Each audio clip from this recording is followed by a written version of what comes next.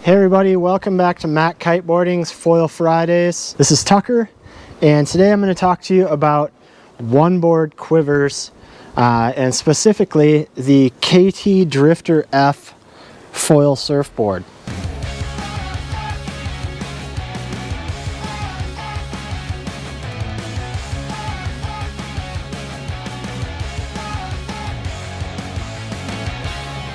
So here at the shop, we get asked a lot of questions. Some we've never heard before, some we hear frequently. One that I hear frequently when talking to foiling customers is there a one-board quiver? And now that question varies, but that's kind of the short question. You know, it could be, can I use this for paddleboarding and winging? Can I use this for kiteboarding and surfing? Can I use this for winging and surfing?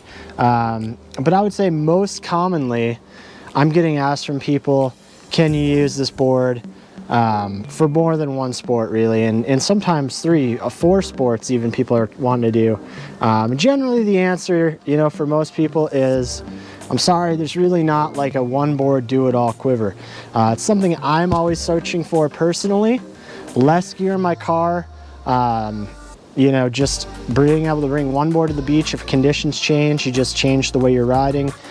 There's a lot to be said for that, and especially for your average customer. Wingboards are expensive, foil boards are expensive. If you can make it do more than one purpose, that's an extra bonus. It's less stuff to travel with. So there's a variety of reasons why you might want to do it, but the one board quiver is certainly attractive.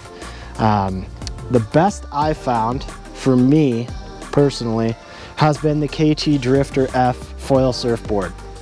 Now I ride the 5.4, it's 56 liters, 22 inches wide. So in terms of dimensions, this is a foil surfboard, prone foil surfboard, paddling into waves, foil surfing, and it works phenomenally for that. Size-wise, it's a little bigger than what I'd typically ride in waves, or can ride in waves. You know, there's a lot of benefits to having a larger board, catching more waves, paddling out faster, catching waves sooner, being able to take the drop down the face rather than catch the foam ball. I tend to ride bigger boards for those reasons, but still the 56 liters is a bit more than I normally ride.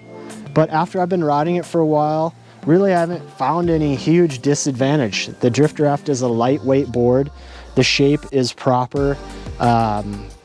So, you know, when I'm pumping it around, I can pump this one just as far as I can the 5.4 and the 4.10. For me personally anyway, and in the stuff that I'm riding. So, you know, for me, more waves, catching them sooner means longer rides. It means you can catch it down the face and take more critical drops. And it's just a phenomenal and fun board to ride in the surf. Now, one board quivers, back to the original question here. What else can I use this board for? Well, for most average riders, I would say the next step for the one board quiver with this board would be kite foiling, kiteboarding with your hydrofoil. Now this board, again, it's bigger than what I'd typically ride kiteboard foiling, which is, you know, this tall and 4 inches narrower and this thin, you know, with a micro board. That being said, I can take this board out and do essentially all of the same things that I would do on a smaller board. There's more board there. There's a slightly different feel because of the additional weight and extra length of the board, but it doesn't hold me back any. If anything, it's more user-friendly in light winds because you've got so much volume. In ultra-light winds, you can even knee start on it. You don't even need to board start, so you don't need nearly as much kite power to get up and get going. You know, I've had this board out with a big ram air kite and as little as 5-6 knots of wind, making it work because I don't need that kite power to board start. So it's kind of a unique solution for that. If you're traveling and you're like, just want something for those days where it's light winds and the waves aren't great for surf foiling, it's an amazing solution. It's going to allow you to get out there and have fun when you'd normally be kind of sitting on the beach, you know, without having enough power. And that brings us to kind of our third sport for this foil board, which would be wingsurfing, wingfoiling.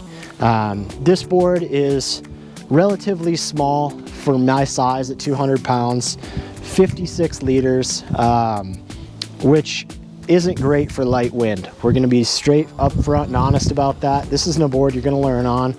This isn't a board you're going to ride in 10 to 12 knots. You know, I can start to ride this board at about 15 to 16 knots with a big wing, but really it's more comfortable, you know, and easy once I hit about 18 knots of wind, you know, with an appropriate sized wing and foil. So the length at 5'4", you know, is just a little longer really than I need for wing foiling in those kind of winds. But it gives you extra planeability. It gives you extra ease of use when you're knee starting, getting going, starting to plane, and it really allows you to ride this board in less wind than I would normally ride, you know, a 55 to 60 liter board that's only 4'8" or 4'10". You know, it's going to be more bobbery and not as good planing up and starting off. So this little bit of extra length that you get helps with that. Additionally, the narrower width, which initially you look at it and you're like, wow, 22 inches wide as a wing board, that's really narrow, and it is. But you learn to bob and kind of jive with it. When the board's too wide, you can't react quickly enough to changes at the surface level. So if you're out in choppy, wavy conditions, the board's going to kind of throw you around. At 22 inches wide, it's certainly more tippy, but you're causing those tips, if that makes sense. You can react to them more quickly. So knee starting when it's 22 inches wide, actually, you know, in my opinion, isn't that much more challenging, especially once you kind of learn how it moves and flows. And having, again, a little extra length, you don't need to worry about the front and back so much. You know, you can just keep the nose kind of at surface level and focus on that side to side balance while you're getting your wing in position, you get moving. So yeah, wing foiling, phenomenal board. It's kind of my ideal size, I find, for the higher wind riding. I don't find any need to go smaller. I can jump with this board. I can ride waves aggressively with this board, you know, whatever. I feel like I could race wing foil if that's a thing. I mean, I'm sure one day it will be. I'd love to get out and race with anybody if they want to go race. That'd be fun. I feel like I could do that on this board. So phenomenal for that. And I guess I should mention has foot strap inserts as well, in either dual and kind of centered, or you can go kind of across center in one strap in front, one strap in back too. So you've got great options. They're well positioned for most foils out there and where the box is. So it works excellent for that, in my opinion, although I don't really ride straps too frequently. I'm more of a free ride and wave guy for the most part. But I've been known to get out there and boost a few just for fun. So yeah, board comes with a traction pad, which is great, you know, for surf foiling, wing foiling, you name it. I put a little bit of wax on the traction pad, especially in cold weather here. Traction pads get harder, get a little ice on there or something. It's kind of slippery to kneel on, especially with the board being a little smaller. It's important that you have your knees in the proper spot and they're not sliding around the board. So a little bit of wax in your traction, a little bit of tip there for you, helps out with that. So that's 3 sports down. Is there a 4th sport it can do? Absolutely. You can get out there with your wake boat, you can get out there with your fishing boat, your jet ski, you name it, and go do some wake foiling. Go out there and poach some wakes for some bigger boats if you just got a little fishing boat or whatever. Again, this board is bigger than what I'd typically ride behind the boat, you know, like a micro board or something. But as I mentioned, you know, in surfing and kiting, better too big than too small in these sports.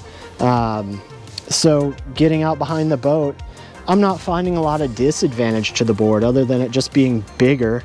You know, as I mentioned before, it's a little bit heavier than those super micro boards, or a little bit more swing weight, but it's not so much that it holds you back in your maneuvers. It's not so much that it holds you back pumping. You know, if you can pump laps around the boat, you know, with one board, you can pretty much pump laps around the boat with any board, as long as you're not talking about a paddle board or something. This board is going to do it all. As I mentioned, it's fairly lightweight, so it doesn't hold you back too much in that regard. And, you know, at the end of the day, it still is pretty narrow, relatively short when you factor in, you know, where you're putting your feet, where the foil is and all of that. Those are important things. So this is kind of the 4-board does it all for me. If I had to choose one board to ride and that was it, this would probably be it, really. It covers the good conditions for all of those. And I'd have to get creative on which sport I was riding which day. Not gonna take this board out and wingboard in 10 to 12 knots, as I mentioned. So if I was looking for a one board quiver that would allow me to do that, you know, we'd probably talking about a paddle boarding and wingfoiling crossover. But yeah, the KT Drifter F does it well for me.